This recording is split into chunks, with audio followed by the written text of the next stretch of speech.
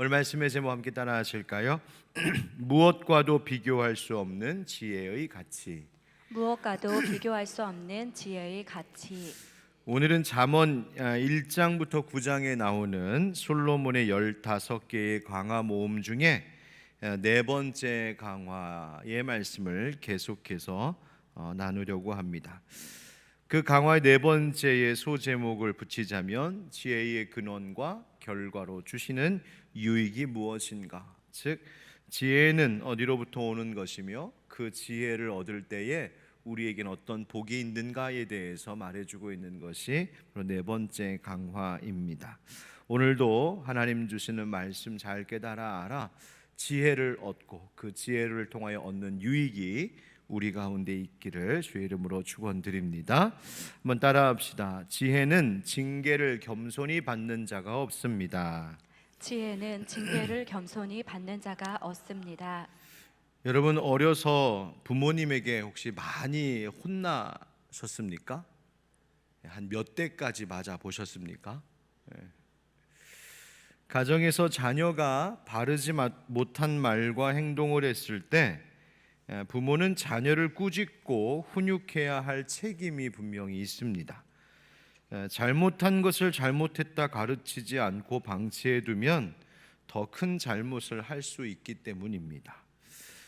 식당에서 공공장소에서 소란스럽게 구는 아이들을 보고도 가만히 있는 부모를 보면 저도 아이를 키우면서 애들 그렇게 다 그 모든 거 다 잘하지 못했지만 아이고 저거 그냥 놔두면 안 되는데 하는 꼰대 같은 생각을 할 때가 있습니다. 아이들과 저는 우리 아이들 데리고 마트나 이런 공공장소 갔다가 아이들이 예의 없이 질서 없이 행동하면 꼭 가는 데가 있었습니다. 비상구. 그래서 아이들을 끌고 가서 비상구에서 벽에다 세워놓고 눈을 똑바로 쳐다보고 야단을 쳤던 기억이 지금도 있습니다. 부모나 선생님에게는 훈계와 책망을 해야 할 책임이 있고 또 자녀들이나 학생들은 그것을 잘 듣고 받아들일 줄 아는 태도를 배워야 합니다. 잘못한 것 바로잡지 않으면 더 크게 잘못되기 때문입니다. 국민 선생님 오은영 박사님 너무 잘 아시죠? 오은영 박사가 그 아이들을 훈육함에 있어서 꼭 지켜야 될 것, 이런 태도로 훈육해야 된다라고 하는 짧은 영상을 봤는데 거기에 이렇게 말하더군요. 첫 번째, 아이들을 훈육할 때에는, 즉 야단칠 때에는 사무적인 태도로 분명하게 말해야 한다는 겁니다. 왜? 정색을 하고 말하라는 얘기입니다. 왜냐하면 지금 상황이 저 엄마 아빠랑 좀 딜할 수 있는 때가 아니라 지금 내가 야단 맞고 있구나, 중요한 상황임을 인지할 수 있도록 사무적인 태도로 분명하게 말하라는 것입니다. 두 번째는 짧게 말하랍니다. 10단어를 넘기지 않도록 간결하게 원칙과 지침말을. 그래서 말이 길어지면 잔소리가 나가고 쓸데없는 말이 나가고요, 아이들이 이게 잔소리 하는구나 그냥 그렇게 듣는 거죠. 세 번째, 질문형의 말투는 금지하라는 겁니다. 훈육할 때는 너 왜 그랬어? 라고 물어보지 말라는 거예요. 여러분, 왜 그랬어? 라고 물어보면 뭐라고 대답해야 돼요? 네? 뭐라고 대답해야 돼요? 왜 그랬냐면 왜 그랬는지를 대답해야 되죠. 왜 그랬는지를 대답하면 그건 당연히 이유가 있는 거죠. 그러면 자기의 행동이 어떻게 되는 거예요? 정당화되는 거죠. 훈육에 있어서는 왜 그랬어라는 것이 없다는 겁니다. 마땅히 문제의 행동이 잘못됐음을 정확하게 짚어주라는 거예요. 네 번째, 참 이거 우리가 잘 못하는데 과거의 일을 언급하지 말라는 겁니다. 무슨 말이냐면 너 지난번에도 그랬지? 여러분 그런 말 많이 해보셨어요? 너 지난번에 어제도 이랬잖아, 지난번에도 이래서 혼냈잖아. 그거 하지 말라는 거예요. 왜 그럴까요? 제가 가만히 생각해 보니까 우리 엄마는 혼내놓으면 그거 계속 생각하고 있구나, 나는 엄마한테 용서받지 못했구나, 계속 죄인이에요. 그러니까 다음에 또 죄 짓는 거죠. 여러분, 과거의 일을 언급하지 않는 거예요. 하나님도 우리의 죄를 도말하시는 분이라고 하셨는데 여러분 자녀를 양육할 때 너 지난번에도 그래서 네가 지금 혼나는 거다라고 생각하지 않고 네가 지금 야단맞는 것은 지금 너가 한 문제 때문에 엄마가 아빠가 야단치는 거야라고 정확하게 짚어 이야기해 줘야 된다는 거예요. 뭐 등등 여러 가지 유익한 것들이 있어서 참 도움을 많이 받습니다. 다시 말하면 징계하는 데 있어서도 지혜가 필요한 겁니다.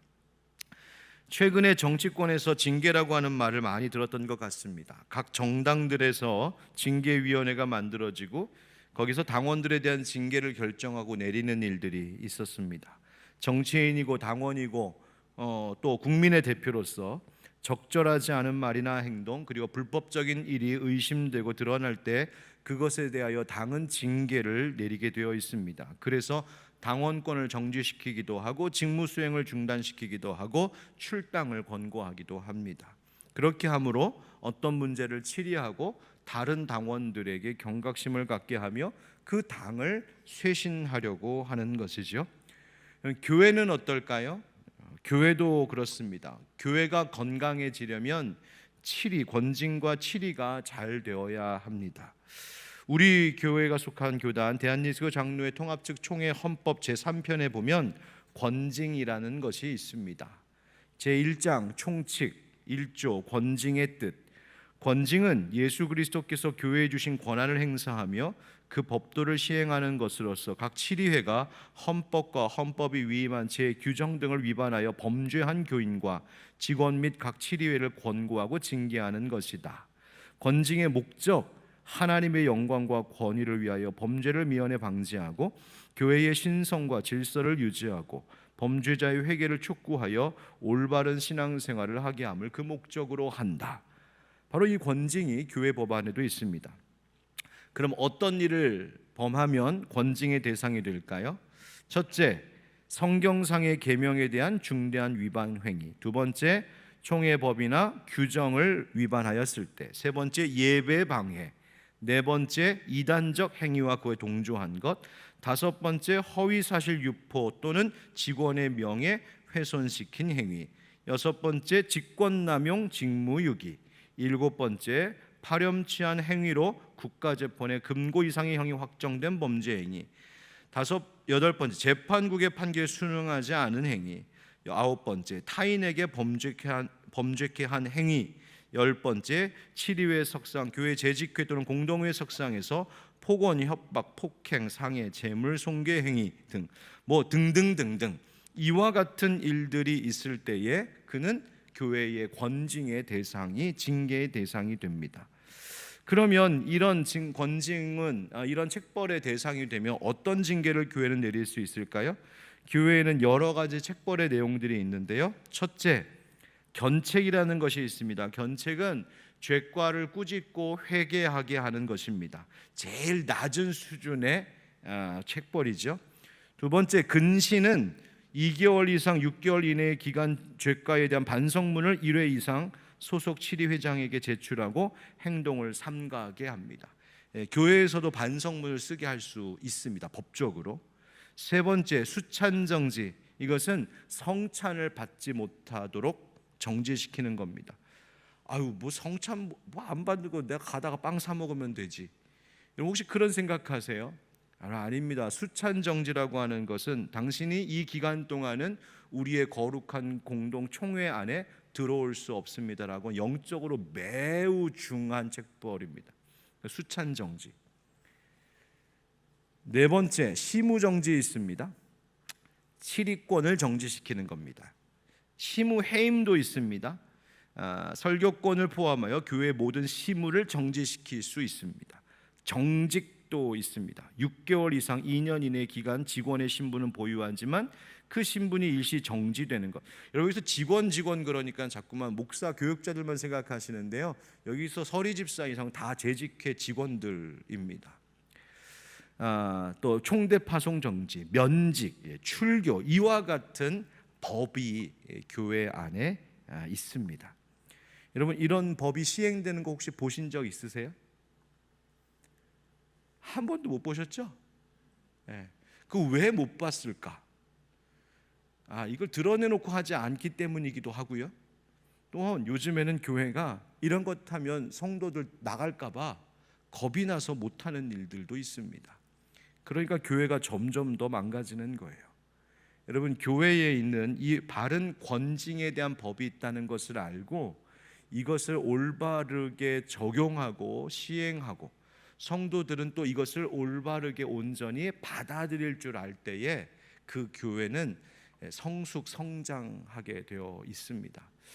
한국 교회가 건강해지려면 이거 잘 해야 됩니다. 여러분들, 우리 교회 이런 일이 있어서는 안 되겠지만 우선은 혹시 이러한 일들이 불가피할 때에 이것이 교회의 건강함을 위한 것이다라는 것을 알고 잘 받아들일 때 그것이 오히려 복이 됩니다. 오늘 그 얘기를 하시는 겁니다. 사람이나 기관이 법으로 규칙으로 내리는 징계도 있지만 우리가 더 두려워해야 될 것은 뭐냐면 하나님께서 내리시는 징계입니다. 오늘 11절 말씀에 내 아들아 여호와의 징계를 경히 여기지 말라 그 꾸지람을 싫어하지 말라 말씀하십니다. 하나님께서도 뭐 하신다고요? 징계하신다고요. 구약 성경에 보면 이스라엘 백성들이 범죄할 때 하나님께서 무섭게 징계하셨던 역사가 있었음을 우리는 성경을 통해 분명히 보고 있습니다. 여기서 11절에 징계라고 하는 말은 무사르라는 히브리어인데 이 말은 그냥 단순히 말로 하는 훈계가 아닙니다. 이것은 물리적으로 제재를 가하는 것이요, 회초리를 드는 일입니다. 실질적으로 제재를 시키는 것을 이야기합니다. 꾸지람이라고 하는 것은 토케아라고 하는 히브리어인데요, 그것은 견책하다, 책망하다, 심지어 비난하다라는 뜻으로도 쓰이는 단어입니다. 그러니까 호되게 야단맞는 것 이야기합니다. 그런데 이와 같은 징계나 꾸지람을 가볍게 여기지 말고 싫어하지 말라 하십니다. 달가워하지 않거나 거부하지 말랍니다. 오히려 하나님께서 우리를 징계하시거든 꾸지람 주시거든 그것을 잘 받으라고 말씀하십니다. 아니, 어떻게 야단맞고 매맞고 혼나는데 싫어하지 않을 수 있을까? 바로 징계를 내리시는 하나님의 본심을 알라는 것입니다. 하나님의 본심이 무엇일까요? 우리 12절 같이 읽겠습니다. 시작. 대저 여호와께서 그 사랑하시는 자를 징계하시기를 마치 아비가 그 기뻐하는 아들을 징계함 같이 하시느니라. 아멘. 하나님께서 우리를 징계하시는 것은 사랑이라고 하십니다. 부모가 자녀를 야단칠 때에 그것이 자식 망하라고 괴롭히려고 하는 것 아니라 잘 되라고 하는 것처럼 하나님께서 우리를 징계하실 때는 그런 사랑과 관심 가지고 하나님의 선하신 뜻과 목적 때문에 그리 행하신다는 겁니다. 여러분, 잠언에서 이 징계를 여러 가지로 우리에게 얘기합니다. 잠언 13장 24절에 매를 아끼는 자는 그의 자식을 미워함이라 자식을 사랑하는 자는 근실이 징계하느니라. 즉 자식 정말 사랑하면 매 들라는 것입니다.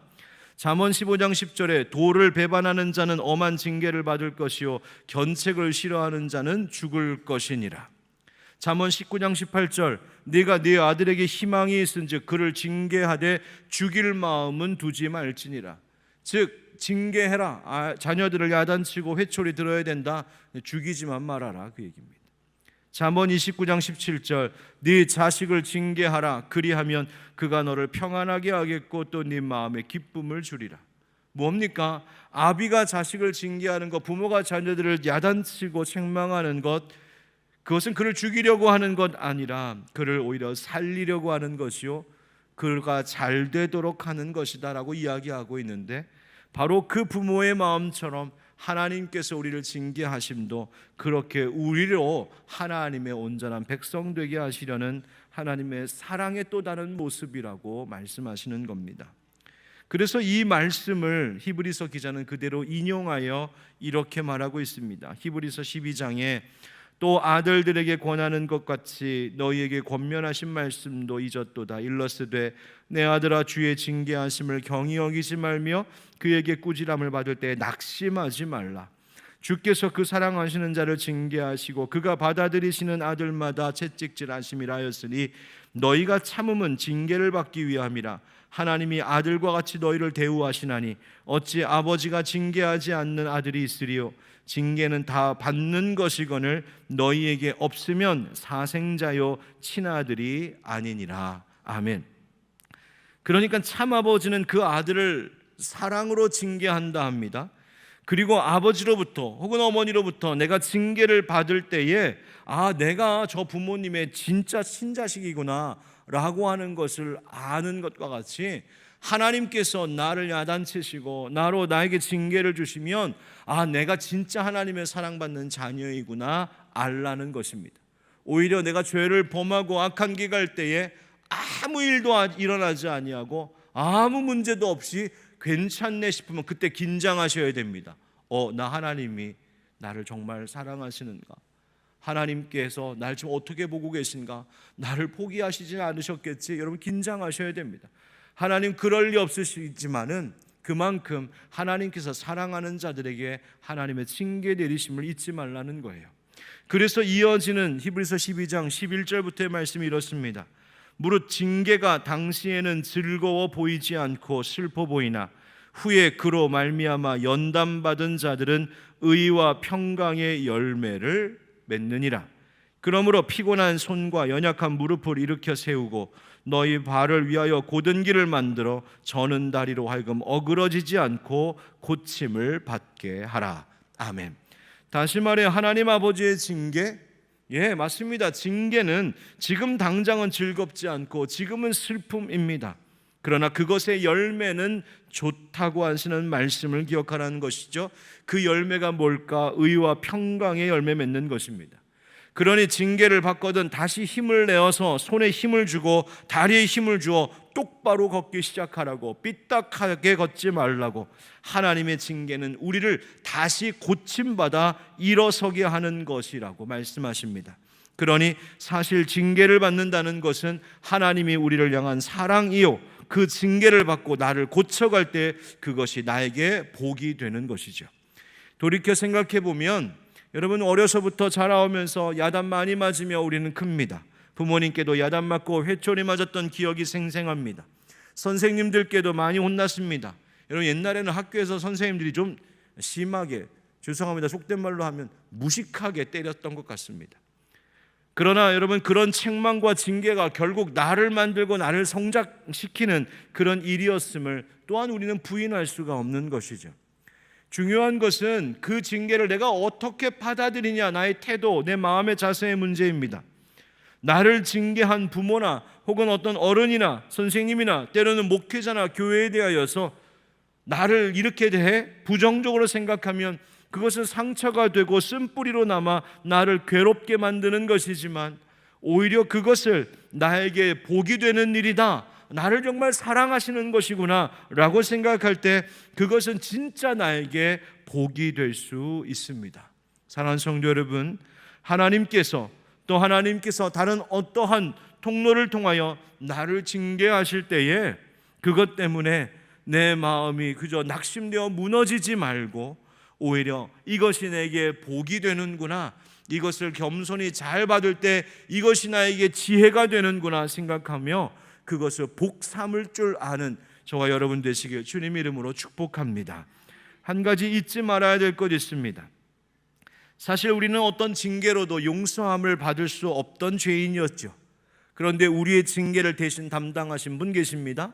이사야 53장 5절 말씀 같이 읽겠습니다. 시작. 그가 찔림은 우리의 허물 때문이요 그가 상함은 우리의 죄악 때문이라. 그가 징계를 받음으로 우리는 평화를 누리고 그가 채찍에 맞음으로 우리는 나음을 받았도다. 아멘. 예수님께서 우리가 받을 징계를 다 받으셨다는 것입니다.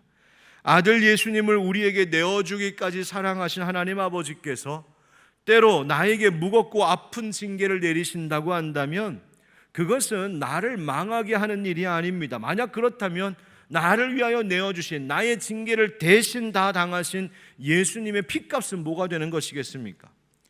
다만 예수님의 핏값으로 살리신 내가 또다시 악한 길로, 또다시 죄의 길, 멸망의 길로 가지 않도록 하나님 날 지켜주시려고, 나 잘되게 하시려고 하나님의 때로는 책망과 꾸지람을 우리에게 주기도 하시는 겁니다. 우리를 사랑하시는 하나님 아버지, 그분의 징계와 꾸지람도 겸손히 잘 받을 줄 알고 그것으로 우리가 회개할 것들을 회개함으로 오히려 이전보다 더 잘 되는 은혜가 있는 그런 우리의 삶이 되기를 축복합니다.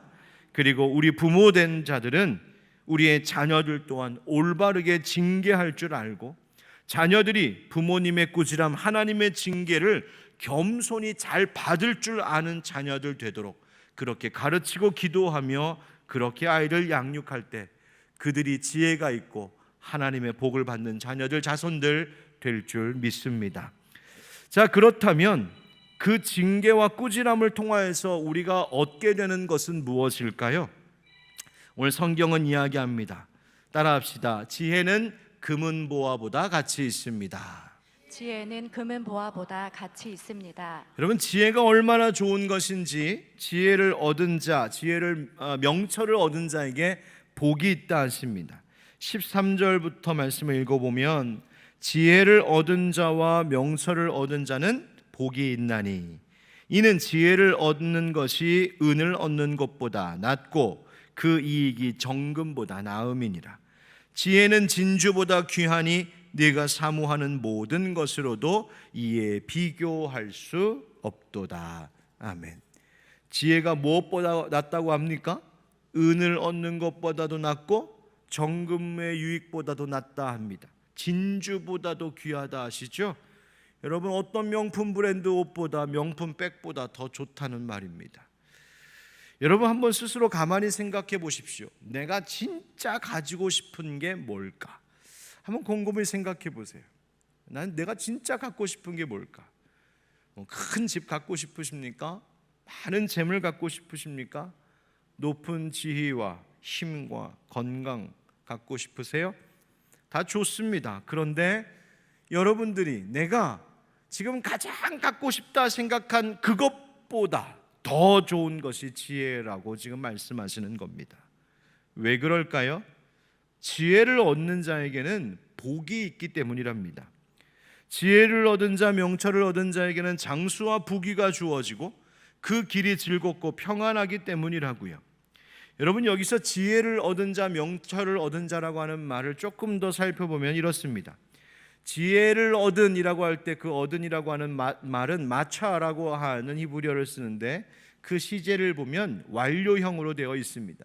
그 말은 뭐냐면 지혜를 얻은 자, 얻었다, 완료했다. 그 지혜를 완전히 소유하여 영구히 내 것이 되었다. 그런 의미입니다. 완료형입니다.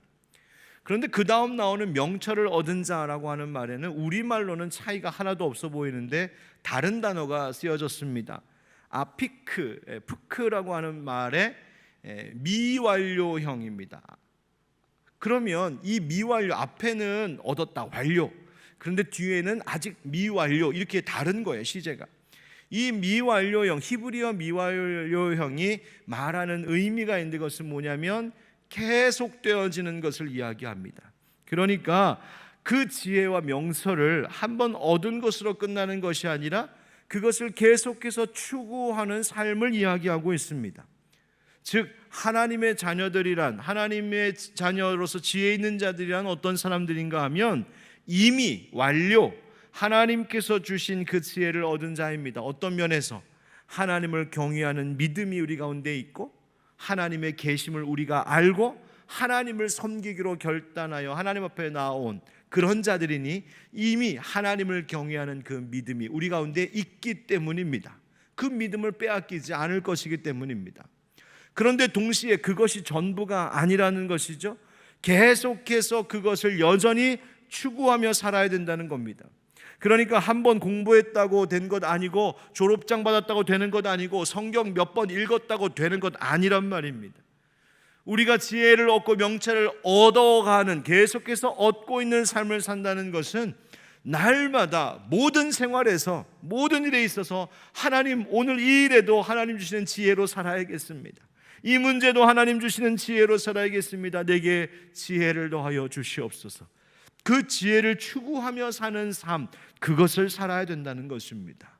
이미 얻었거니와 계속해서 그것을 구하는 삶을 살아야 합니다. 바로 그런 자에게 복이 있답니다. 어떤 복? 16절 17절 보니까 한번 같이 읽으시죠. 16절 17절 시작. 그의 오른손에는 장수가 있고 그의 왼손에는 부귀가 있나니 그 길은 즐거운 길이요 그의 지름길은 다 평강이니라. 아멘. 여러분, 이 지혜와 명철을 추구하는 사람의 인생이 어떨까? 마치 이렇게 이야기합니다. 지혜가 두 손이 있어요. 지혜가. 그래서 지혜의 오른손에는 장수함이 있고 지혜의 왼손에는 부귀가 있고 그 지혜가 가는 길은 즐겁고 평안한 길이다. 그렇게 말하고 있습니다. 그러니까 여러분, 이 장수와 부귀라고 하는 것은 당시 히브리인들이 최고의 복으로 여기던 대표적인 것들인데, 여러분, 장수라고 하는 거 앞서도 언젠가도 말씀드렸지만 아파서 장수하는 것 아니라 건강하게 활력 있게 생기 있게 장수하는 게 그게 진짜 복 아니겠습니까? 바로 그 복을 얘기합니다. 부귀를 얻는다, 그냥 돈이 많다는 것 자체가 복이 아닙니다. 그 돈을, 그 재물이 있되 그것이 염려와 걱정이 아니라 하나님께서 나의 수고한 것에 대한 결실로 주시는 그 은혜, 바로 그것이 평강의 복이죠. 그런데 이 장수와 부귀를 그걸 쫓아다니는 것이 아니라 이것을 양손에 쥐고 있는 그 지혜와 명철을 구할 때에 바로 그 손에 있는 장수와 부귀도 그의 것이 됨을 이야기하는 것입니다. 그 복이 함께 지혜를 구하면 그 복이 함께 따라온다고 이야기하고 있습니다. 여러분, 이것을 경험했던 사람이 있죠. 솔로몬입니다. 바로 이 잠언을 우리에게 전해주고 있는 바로 그 주인공입니다. 하나님께서 그에게 무엇을 원하느냐 물으실 때에 그가 하나님께 지혜를 구했죠.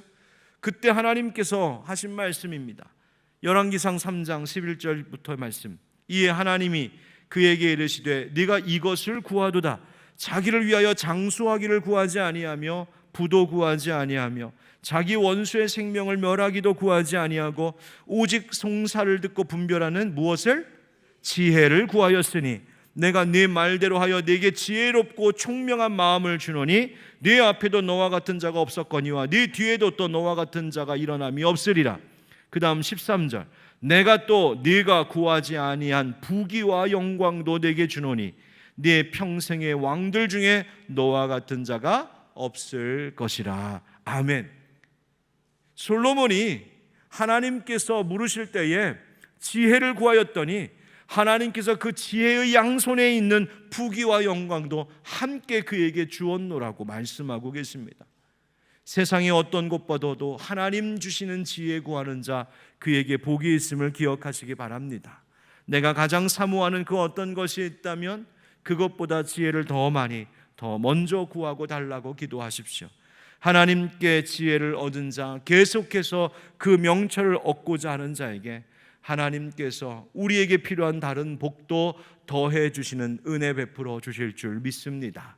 세 번째 따라합시다. 지혜는 생명나무입니다. 지혜는 생명나무입니다. 18절 말씀 같이 읽어보실까요? 시작. 지혜는 그 얻은 자에게 생명나무라. 지혜를 가진 자는 복되도다. 아멘. 생명나무라고 하는 말이 나옵니다. 생명나무 하면 얼른 떠오르는 것 있죠? 바로 창세기에 나오는 에덴 동산입니다. 생명나무가 있었던 에덴 동산에서 하나님 지으신 아담과 하와는 그 생명나무로 인하여 영원한 생명과 즐거움을 누릴 수 있었던 이들이었습니다. 그런데 그들이 하나님께 불순종하여 범죄함으로 이 에덴 동산에서 쫓겨나게 되었고 그들은 이 생명나무를 더 이상 가까이 할 수 없는 존재가 되었습니다. 그렇게 인간은 하나님이 주시는 영원한 생명과 즐거움에서 멀어지게 되었고 인간은 죽음이라고 하는 그 죄의 삭을 얻게 되었습니다. 그런데 하나님 아버지께서 그렇게 그 인간을 징계하셨을 뿐만이 아니라 우리를 구원하기를 원하셨습니다. 그래서 예수 그리스도를 통하여 우리를 구원하시고 회개하고 그 예수 그리스도를 믿는 자녀들에게 다시 주신다고 약속하신 것 있습니다. 바로 그것이 요한계시록 성경의 가장 끝에 이 이야기가 등장하죠. 계시록 22장 가서 보니까 또 그가 수정같이 맑은 생명수의 강을 내게 보이니 하나님과 및 어린 양의 보좌로부터 나와서 길 가운데로 흐르더라. 강 좌우에 무엇이? 생명나무가 있어 12가지 열매를 맺되 달마다 그 열매를 맺고 그 나무 잎사귀들은 만국을 치료하기 위하여 있더라. 아멘. 13절 말씀부터도 그렇습니다. 우리 13절 14절 같이 읽을까요? 시작. 나는 알파와 오메가요 처음과 마지막이요 시작과 마침이라. 자기 두루마기를 빠는 자들은 복이 있으니 이는 그들이 생명나무에 나아가며 문들을 통하여 성에 들어갈 권세를 받으려 함이로다. 아멘. 즉 예수 그리스도 십자가 그 은혜를 믿음으로 그분이 흘리신 보혈로 내 두루마기를 빨듯 나를 정결케 할 때 그들에게 복이 있고 생명나무에 나아갈 수 있게 된다. 영생 얻는 구원이 있다고 말씀하시는 겁니다. 자, 그렇다면 지혜와 생명나무는 도대체 무슨 상관이 있는 것일까? 여러분, 이 잠언 말씀에서 생명나무라고 할 때 이 생명나무는 에덴 동산의 생명나무를 직접적으로 말하고 있는 것은 아니지만 그것을 은유적으로 사용하여서 진짜 지혜가 무엇인지를 우리에게 깨닫게 합니다. 참된 지혜란 바로 우리로 하여금 하나님께로 다시 돌아오는 것입니다. 하나님께로 회개하며 다시 돌아올 때에 마치 생명나무를 얻는 것과 같은 복이 있다는 것이죠. 그래서 지혜는 하나님 구원의 역사를 깨닫는 것입니다. 지혜란 다른 어떤 것보다도 하나님이 보내신 아들 예수 그리스도를 알고 그분을 믿을 때에 그분을 통하여 내가 영생 얻을 수 있음을 아는 것, 그것이 지혜임을 성경은 알게 깨닫게 하고 있습니다. 그래서 예수 그리스도를 아는 것, 예수 그리스도를 믿는 것, 예수 그리스도를 닮아가는 것, 그것이 진정한 지혜요, 그 지혜를 얻은 자에게 바로 생명나무가 된다라고 말씀해 주십니다. 여러분, 그렇다면 우리가 진짜 지혜롭길 원한다면 어떻게 해야 된다는 말입니까? 예수 잘 믿고 예수님 가르침 잘 배우고 예수님의 성품과 그 마음을, 그 행하심을 잘 배우며 닮아가는 자가 지혜 얻는 자라고 말씀하시는 것입니다. 누군가가 정말 지혜를 필요로 한다면 바로 그에게 예수님 전하는 것, 예수님 가르쳐 주는 것, 예수님 영접하게 하는 것, 그것이 지혜라고 말씀해 주시는 거예요. 여러분, 복음 전하시는 분들 계십니까? 여기 전도하시는 분들 계신가요? 바로 여러분들이 세상에서 금은 나눠주는 것보다, 진주를 하늘에서 뿌리는 것보다 더 귀한 지혜를 나누어주고 지혜를 선물해주고 있는 자들이 바로 복음 전도자들임을 잊지 않기를 축복합니다. 그리고 여러분의 삶 속에 누군가에게 무언가 가장 큰 선물 해주고 싶을 때 세상의 다른 어떤 것보다 바로 예수 믿는 믿음이 참 지혜인 줄 알고 그 어떤 것과도 비교할 수 없는 그 지혜를 나누어주고 선물해주는 그런 부모님들, 그런 할아버지 할머니들, 그런 우리 믿음의 성도들 되시기를 예수님의 이름으로 축원드립니다. 함께 따라하겠습니다. 무엇과도 비교할 수 없는 지혜의 가치. 무엇과도 비교할 수 없는 지혜의 가치. 지혜는 징계를 겸손히 받는 자가 얻습니다. 지혜는 징계를 겸손히 받는 자가 얻습니다. 지혜는 금은 보화보다 가치 있습니다. 지혜는 금은 보화보다 가치 있습니다. 지혜는 생명나무입니다. 지혜는 생명나무입니다. 아멘. 그렇게 사시길 축복합니다. 아멘.